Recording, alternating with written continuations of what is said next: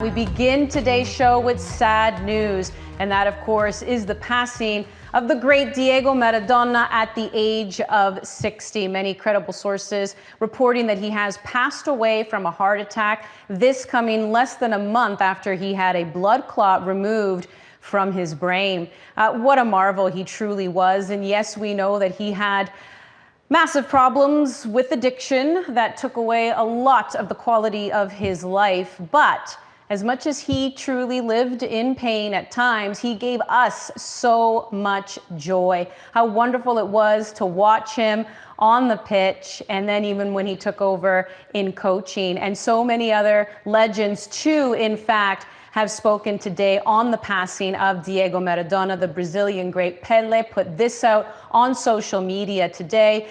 What sad news. I lost a great friend and the world lost a legend. There is still much to be said, but for now, may God give strength to the family members. One day, I hope we can play ball together in the sky. Fellow Argentine Lionel Messi, who Maradona did coach at the 2010 World Cup, said a very sad day for all Argentines in football. He leaves us, but does not leave because Diego is eternal. I keep all the beautiful moments lived with him, and I send my condolences to all his family and friends. And gentlemen, you do not speak soccer without speaking of Diego Maradona. Gareth, what kind of influence did he have on your life? 60 years young, right? Just what a life. And there's been so many great stories that have been told over the course of the day about the man, people with much more intimate relationships with him than you or I. I've been in the same room with him a couple times, including Cape Town after the 2010 World Cup, after a 4-0 loss to Germany. He was as heartbroken as he would have been as if he was playing on the field. Just the aura around the individual. He was just must watch, whether it was off the field or on. But he had the ability, he had the skill that I think every young footballer wants to have, and that's having the ball be an extension of your body. I've never seen a more gifted footballer in my life, the best player of his generation. And I'm a product, and I'm a kid of the 80s. I was born in 1980, so he was the real first superstar that you got to see live and in the flesh. In the 1986 World Cup, 5 goals, 5 assists. I mean, he was a one-man show in Mexico in 86. And from there, the myth grew. And just being a kid that grew up in Toronto, Ontario, Canada, when we go out and play our small-sided games, you know, you'd be playing World Cup with your friends, you would want to be Diego Maradona. You would want to be Argentina. He put that country on the map, and he educated us about what it meant to be a footballer, creativity, the grace, the precision, everything that he'd bring to the field. He was the number one. He was a god to me and a lot of others, and he's going to be sorely missed. It was hard to take your eyes off of him. Even during warm-up, you see all those incredible videos of what he was able to do with the ball, even just warming up for a game. Ollie, what kind of impact did he have on you? Well, I'm too young to really remember him as a player, but I think no matter what age you are, if you've paid any attention or watched any videos, any documentaries about Diego Maradona, what's impossible to get away from is just what he meant to people. You can, wherever you stand on who's the greatest player of all time, whether it's Maradona or Pele or Messi, or whoever else, I think it's inarguable that no one has impacted people and meant as much to people as Diego Maradona did. And that's what separates him for me. I think he was just, the reason for that is he was just wholly authentic for his whole life. He couldn't manage his image. He could never hide his flaws, his contradictions, his mistakes, his problems. He was just wholly himself. And that, I think, is what people connected to. And when you saw him on the pitch, you know, two things for me. Firstly, he played in the way that I think we all dream of how we would play if we were that good, you know, with so much joy, so much expression. He was a fighter, he would battle, he would give it everything for his club and for his country.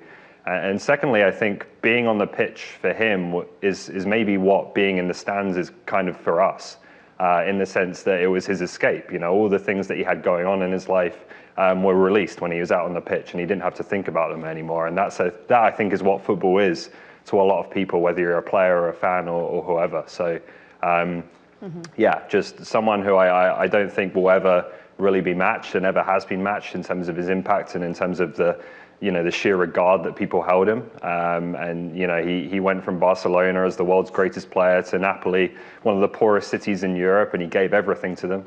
And I think that's something that just doesn't happen in modern football, and again makes him unique and someone that will never be replaced or replicated. Exactly, and that's the biggest takeaway here. I don't think we'll ever see the likes of Diego Armando Maradona ever again.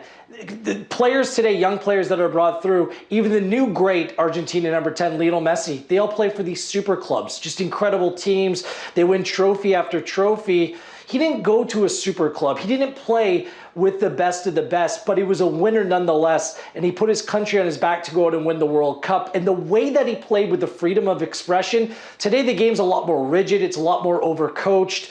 He would just use his God-given ability and just completely fool players on the field. Like he scored the goal of the century at the 1986 World Cup. At the same time, it was the hand of God, right? Highly controversial. You just can't get away with that today. And I love in an interview with Gary Lineker, he went out and said it's not cheating, but you know how I love alliterations. He said it was cunning, cheekiness, and it was about craftiness. I just love that. And at the same time, a massive cocaine problem, the bans from football, being sent home from the 1994 World Cup, the way that we put footballers today under the microscope all the time for any little thing that they say or do or tweet or post, it's unreal. This guy lived outside of the boundary, and that's one of the reasons why, what made him so special, and it's one of the contributors to his downfall as well.